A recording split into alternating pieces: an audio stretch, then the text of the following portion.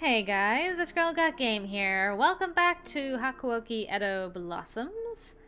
And we are here to do Hajime Sayato's Unrequited Love ending. So I'm kind of dreading it because we have such a cute ending in the good end and I don't want to ruin it. But I do this to myself.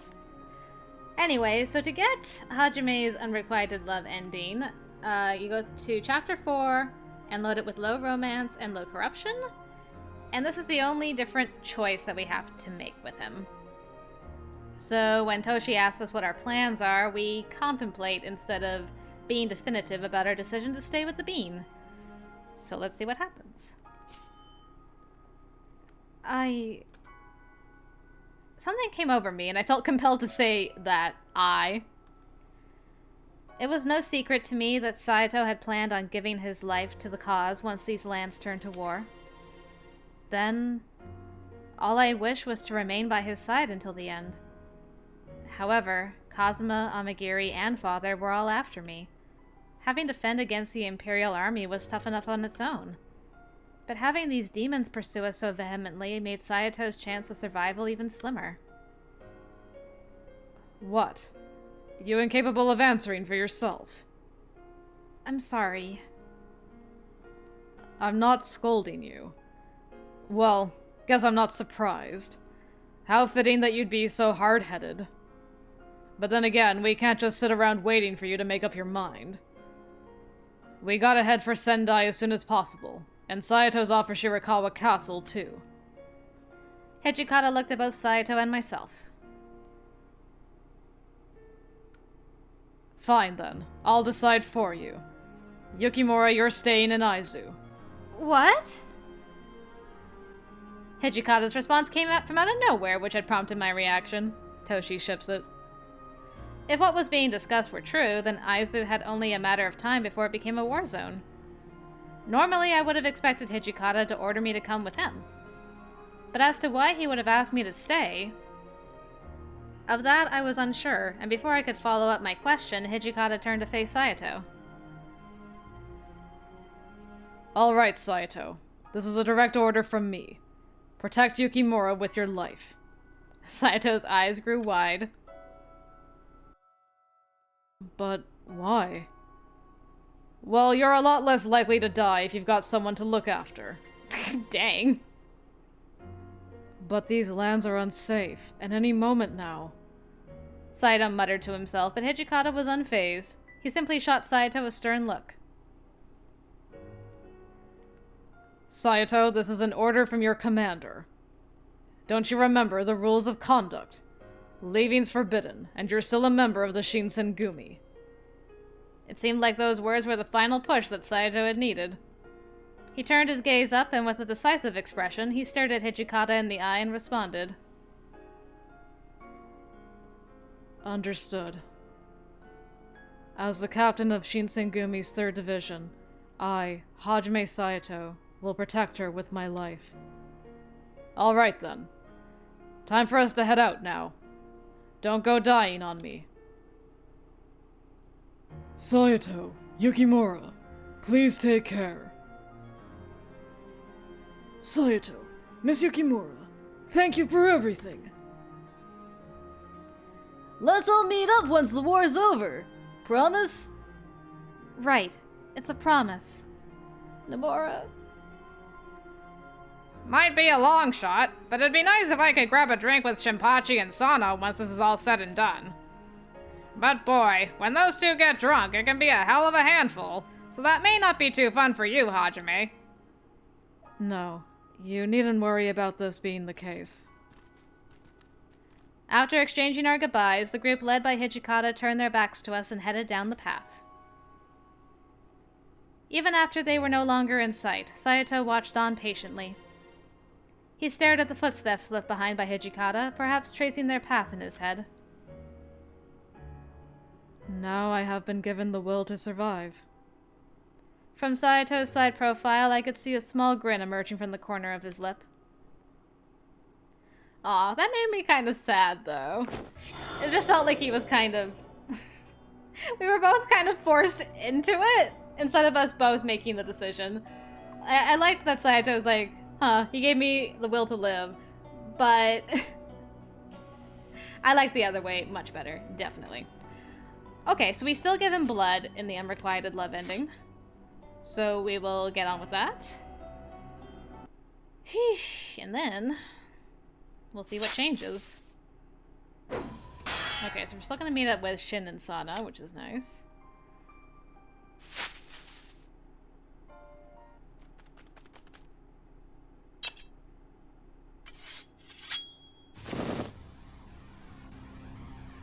Oh, I just realized by doing that choice, we missed the whole kiss thing. We missed the kiss, we missed the talking about cherry blossoms. Whoa, that is quite a bit different. I don't think we've ever skipped a kiss scene before on a unrequited love end. Maybe we have, but I don't think so. Huh.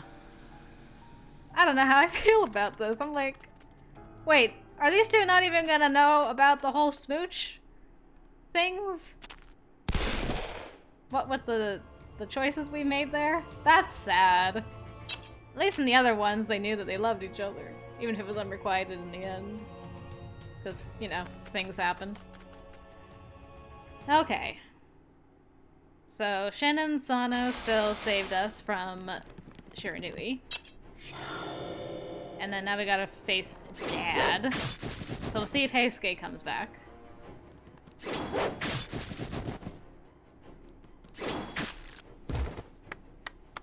I assume Cosmo's gonna be luckier this time around? Maybe? Alright, Heisuke did show up. Thanks, Boo. For dealing with Dad. And then we go deal with this crazy fool. And we'll see how far they get into this battle.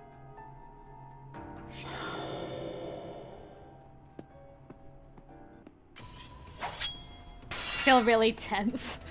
This battle is tense by itself, and then so now it's gonna go wrong somehow. Because we didn't smooch. It's just like,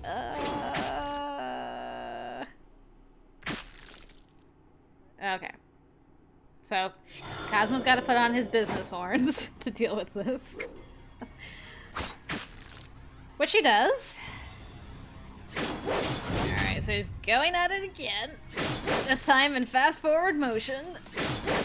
Which is even worse than before. Does Amagiri still step in? Okay. This is the change. Saito! Without thinking, I unsheathed my Kodachi and prepared to run over to Saito. Stay away from me! Saito roared at me, which made me flinch enough to get the message. But at this rate, you'll... Just as the words were leaving my mouth, the door behind me was loudly thrust open. I turned to look over my shoulder and I saw... Huh. Okay. Phew. Sorry for the holdup. Took me a little longer than I thought it would. Heisuke! Is it just you who came? Where are the other two? I don't know. Well, maybe they're just taking their time kicking that Shiranui guy's ass. I held my breath, hoping to dispel thoughts of what it could mean for Nagakura and Harada. How did me not smooching Hajime make them less efficient at killing Shiranui? How does that correlate? Excuse me. Saito too seemed to have considered this possibility, and I watched his chest tighten as he stood nervously. I see another insect buzzing in the room. Whatever. As you wish. I will take great pleasure from squashing both of you at once. I'd like to see you try. Fat chance we'll die that easily. Heisuke pulled out his sword as he shouted boldly. Heisuke, you must leave this place and take Yukimura with you. What? But Hajime! As soon as I am finished with him, I will meet up with you both. What? Saito, no! We had journeyed this far together. He promised me that he would allow me to stay beside him until the very end. Let's go, Chizuru. But Heisuke! Don't you get it? If you stay here, then Saito won't be able to focus. Come on, hurry up! Heisuke grabbed my arm and he pulled me as we rushed out of the hall. Dang! Really? Heisuke! Please! Please, you have to let me go back to Saito! I won't let you. Please! I have a really bad feeling about this. Like, it feels like I might never be able to see Saito ever again. I know that, but there's nothing we can do. If that's Hajime's last dying wish, I can't just ignore his request. Dying wish. The word sank in my chest. After descending down the large passage of stairs, we frantically made our way out of the castle. Although we were safe, no matter how long we had waited for him, Saito never followed after us. Nagakura and Harada as well were nowhere to be found, even though this is where we'd left them. Chizuru, stay here. I'm gonna head back inside and check where Hajime is. But Heisuke... Do you understand? Heisuke waited until I nodded, looking me deep in the eye, and he sprinted back inside the castle. Yeah, that's a reasonable reaction. I plopped to the floor after the feeling in both my arms and legs left me entirely. Just like how, in the end, he left me. Saito promised me that I would remain at his side the whole time. So, like I had always feared, I was only a burden for him. Is that how that ends? Okay. I'm gonna lose my mind. It wasn't until the break of dusk that Heisuke made his return to me. So you came back. I'm assuming this is you talking to me? Unless I've just started to talk to myself. Hey, Chizuru. Well, I don't know exactly how to break this to you, but please don't be too upset. Heisuke recounted all of what had happened to me. The intense battle between Saito and Kazuma had reached a point of stalemate.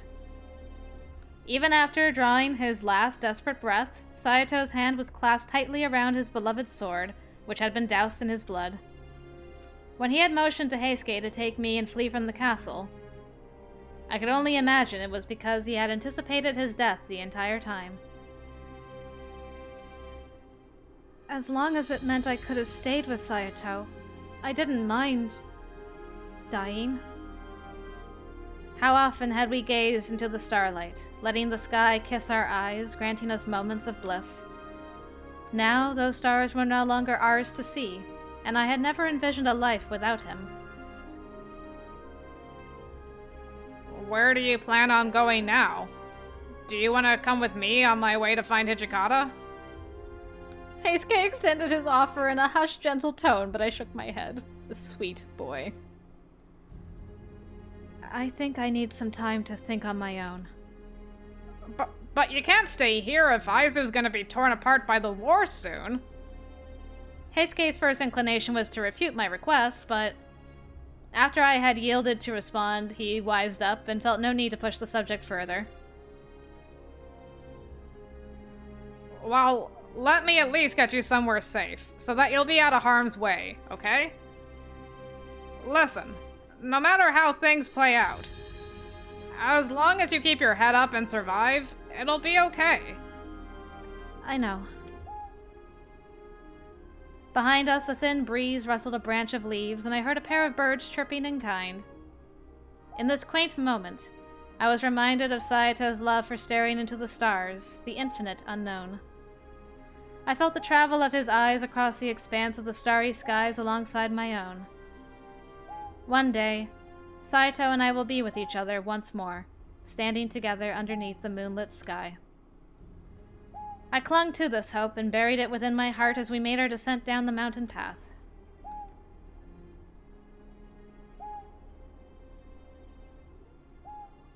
So, was he able to defeat Kazuma?